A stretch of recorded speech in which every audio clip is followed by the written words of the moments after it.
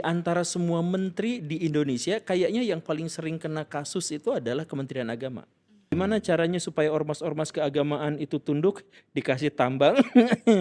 Orang yang bukan ulama hanya gara-gara pakai sorban jadi ulama. Di Kementerian Agama tuh semua ada lengkap, kecuali agama.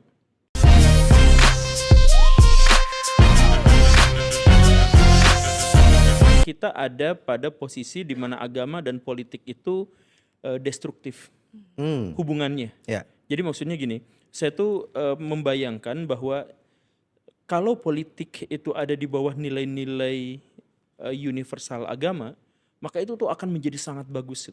Bayangin politikus setiap mau korupsi, takut neraka. Bayangin setiap ada pejabat, saya adalah amanah dari rakyat, gitu kan? Ya. Seandainya agama itu ada di atas politik, maka Indonesia itu mantap, luar biasa. Indonesia akan jadi negara yang maju karena kejujuran dijunjung tinggi, kemunafikan diinjek-injek. Maka uang-uang halal dan berkah itu akan bertebaran dari kalangan elit sampai kalangan alit seharusnya. Subhanallah. Seharusnya ya Pak. Tetapi sekarang masyarakat Indonesia itu mengaku masyarakat yang paling religius menurut Gallup, menurut Pew Research, dan kemudian dipegang juga sama Pak Prabowo Subianto. Kita adalah masyarakat yang paling bahagia, paling religius dan sebagainya. Tapi sebenarnya bukan religius, kita tuh mengaku religius, bukan religius. Nah, jadi hubungan antara politik dengan agama yang terjadi di Indonesia adalah bukan agama di atas politik, tapi agama tuh disimpannya di bawah. Dijadikan alat untuk memperkaya si kalangan elit dan untuk merekayasa si kalangan alit, kalangan kecil gitu. Jadi masyarakat kecil gimana caranya supaya dia nurut? Nah, dikasih dalil-dalil. Gimana caranya supaya ormas-ormas keagamaan itu tunduk? Dikasih tambang. Saya batuk kan nggak kebagian. Dikasih yang kayak gitu. Nah, jadi artinya apa? Artinya agama yang suci, agama yang fitrah, agama yang baik, yang mengajarkan kebaikan di Indonesia justru dijadikan alat penguasa untuk mengontrol dan merekayasa masyarakat. Dan kalau sekarang ada program pemerintah, ada misalkan anggap program atau kebijakan pemerintah yang cukup kontroversial, maka yang disuruh maju untuk menjadi tamengnya itu adalah dari ormas-ormas keagamaan, dari tokoh-tokoh keagamaan, dan lain sebagainya. Nah, inilah yang akhirnya menyebabkan agama itu menjadi profan, agama itu jadi banyak dikritik. Kan seharusnya agama itu nggak bisa dikritik kan? Pak. Nah, tapi agama sekarang bisa jadi dikritik karena apa? Karena dia ada di bawah politik yang profan itu.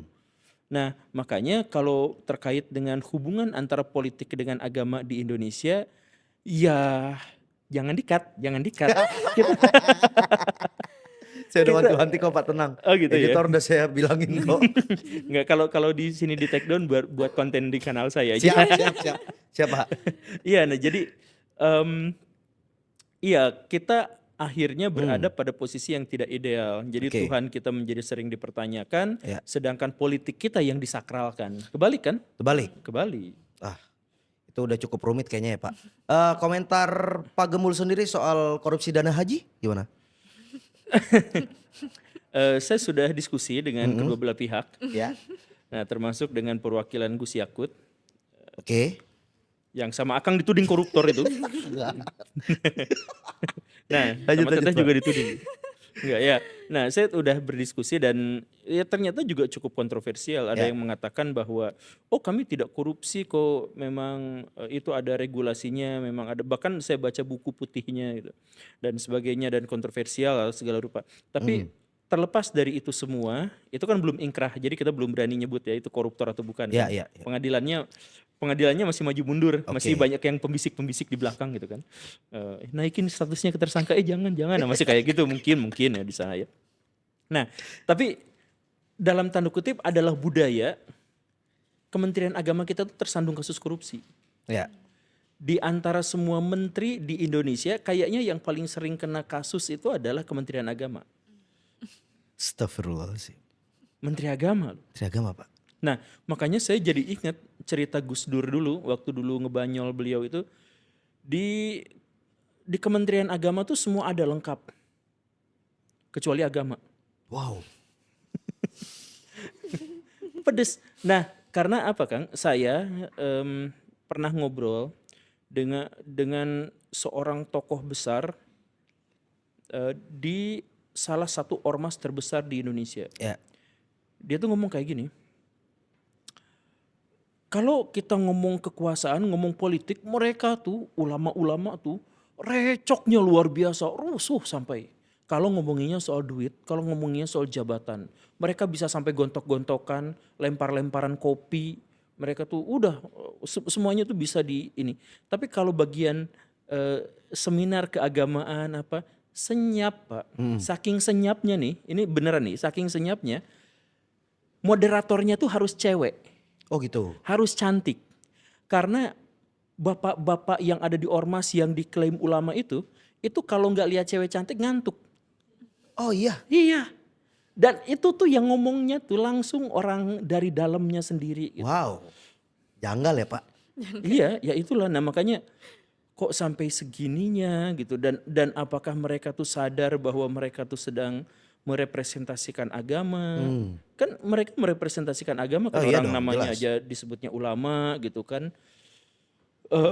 Nah ini kesulitan buat kita semua tuh. Jadi akhirnya banyak di antara orang-orang yang disebut ulama sekarang tuh tidak lagi mendapatkan respect dari masyarakat.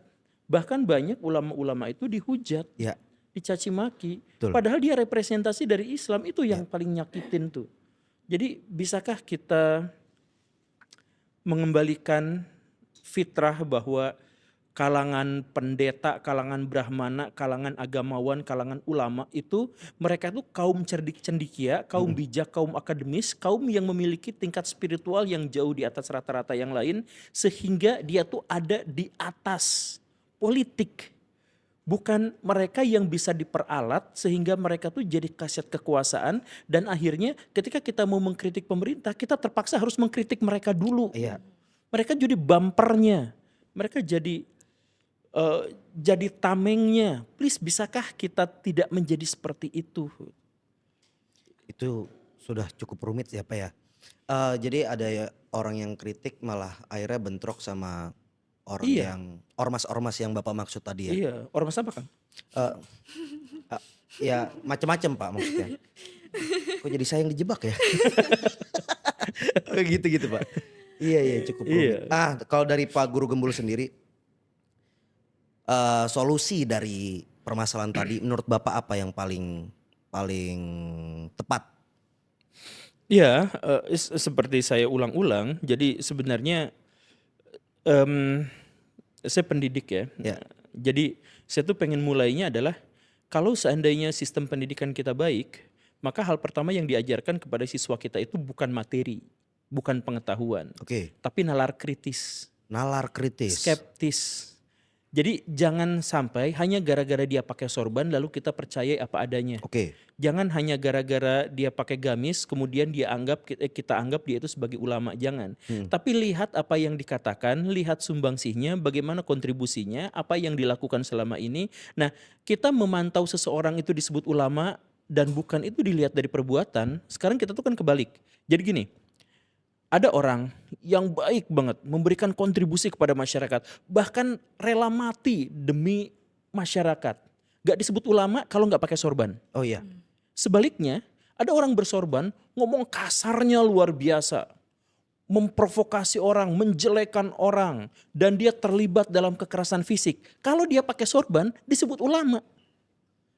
Seandainya sejak awal kita berpikir bernalar kritis, seandainya kita tidak diajarkan pengetahuan dulu tapi diajarkan tentang bagaimana cara mengolah pengetahuan dulu, mungkin fenomena ini tuh tidak akan pernah terjadi. Akhirnya Islam tuh jadi rusak kan kayak gitu. Karena apa? Karena orang yang bukan ulama hanya gara-gara pakai sorban jadi ulama. Dan orang yang ulama besar, dia rela mengorbankan jiwa dan raganya, ikhlas tulus, gak disebut apa-apa. Biasa aja gitu. Nah contoh misalkan ya, ada seorang aktivis, dia membela kaum yang lemah, dia melawan pemerintah yang otoriter. Di Indonesia tuh ada keturunan Arab, tapi gak bawa-bawa label Arab. Tapi dia berjuang mati-matian. Sampai mati beneran diracun. Gak ada tuh dia disebut ulama, disebut syahid, disebut apa tuh gak ada. Gak ada, karena apa? Gak pakai sorban. Pakai sorban. Padahal dia hidupnya ketika dia berhadapan dengan berhadapan dengan mafia bersenjata, berhadapan dengan apa? Motornya butut, helmnya butut, hidupnya asketis. Ya. Sangat islami. Gak pakai sorban doang, gak ada yang menyebut dia itu adalah pejuang Islam. Balikin. Ada orang yang melakukan persekusi, kekerasan, cabul. Cabul. Iya. Ya, celananya bulat. Nah, tapi dia akan disebut ulama hanya gara-gara dia menggunakan penampilan. Nah, coba itu dibalik semuanya. Jadi kepada teman-teman semuanya, bisakah? Bisakah? Jadi bahkan banyak orang tuh yang kayak gini nih. Kita tuh sekarang terjebak pada penampilan, terjebak pada cover. Jadi misal ada orang yang ngomongin gini nih. 1 ditambah 1 tuh 2. Ada yang ngomong gini, benar kan? Benar. Tapi kalau dia yang ngomong, Anda siapa? Anda kan bukan ahli matematika, jangan didengerin dia, bukan. Jadi dia tuh harus punya label dulu, baru kita dengerin. Jadi soal isinya, kata-katanya benar atau salah tuh diabaikan. Iya. Yang penting siapa dianya dulu. Kalau dianya udah ada labelnya, baru kita ikutin saja tanpa skeptis, tanpa kritis. Nah, makanya hal pertama yang ingin saya jual dalam tanda kutip ini ya. Kalau Akang tadi nanya solusi, gimana sih solusinya biar seperti ini? Biasakan setiap orang bernalar kritis dan skeptis. Karena dalam Islam ada Dajjal itu, salah satu ciri dari Dajjal itu adalah dia merekayasa kebenaran. Yang benar tuh jadi salah, yang salah tuh jadi benar. Sesimpel itu. Jadi dia tuh bawa sorga, yang sebenarnya neraka, dia tuh bawa neraka yang sebenarnya sorga. Terbalik. Nah, dibulak-balik gitu. Nah, kaum muslimin sekarang di Indonesia begitu mudahnya masuk ke dalam kesesatan hanya gara-gara label. Nah, kayak gini aja nih. Saya datang ke sini tadi tuh langsung disebut ustadz. Hanya gara-gara saya pakai jenggot dan pakai peci. Ya itu masalahnya tuh. Padahal kapan juga saya ngaku ustadz. Tapi siapa kan Pak yang ngomong gitu. Pak? Siapa yang ngomong biar saya omelin dulu Pak? Itu Samsudin tuh. Yang tadi itu siapa itu? Nah, gitu. Nah jadi ayo kita sama-sama untuk beragama itu sesuai dengan apa yang menjadi tuntutan agama. Dan dalam tuntutan agama itu, misalkan dalam Islam ya. Umaro, presiden, pemimpin gitu ya. Itu tuh gak berlabel pemimpin. Dia rumahnya jelek, bajunya jelek. Dan orang dari luar negeri kayak orang Romawi, orang Persia ketemu sama dia gak percaya, lu presiden, lu pemimpin. Sumpahnya demi Allah. Sampai digituin, saking asketis bahwa orang Islam tuh gak ada label ketika dia jadi pemimpin. Justru dia bersumpah, saya adalah orang miskin terakhir di negara ini. Karena amanah, jadi sebelum saya menuntaskan kemiskinan, saya nggak akan hidup kaya. Nah kan, jadi dia nggak pakai label, nggak pakai mahkota, nggak duduk di singgasana, enggak kayak gitu. Dia fokusnya pada nilai-nilai spiritual yang tidak bisa diukur, kan kayak gitu. Nah, jadi dalam Islam tuh sebenarnya kita nggak pakai label, apalagi nggak dilabelin sama orang, enggak, bebas aja gitu. Nah, Akang ulama bukan? Bukan Pak, jelas bukan. Nah, tahu dari mana?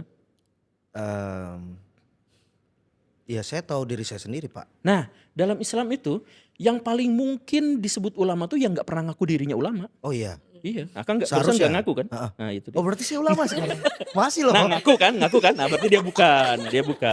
Itu dia bukan. Iya. Karena ulama itu artinya adalah yang takut kepada Allah Subhanahu Wa Taala, yang takut pada Allah. Nah yang takut itu dia takut banget lah pegang amanah, dia takut pegang label. Ada Habib di Indonesia misalkan ya. Oke. Label Habib buat saya itu terlalu berat. Saya sebenarnya gak terlalu mau kayak gini tuh gitu.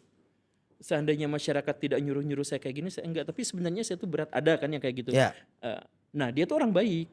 Dan ada juga yang sebaliknya. Contohnya? Habib. Habib. Ngeklaim. Cium kaki. Nah ada yang kayak gitu kan. Ada. Nah jadi label itulah yang berbahaya tuh. Ini teteh ini nggak nanya-nanya dari tadi. Kan dengerin Bapak dulu. Ustadz sebentar ya, minum dulu air doa. Oh nggak boleh, nggak boleh.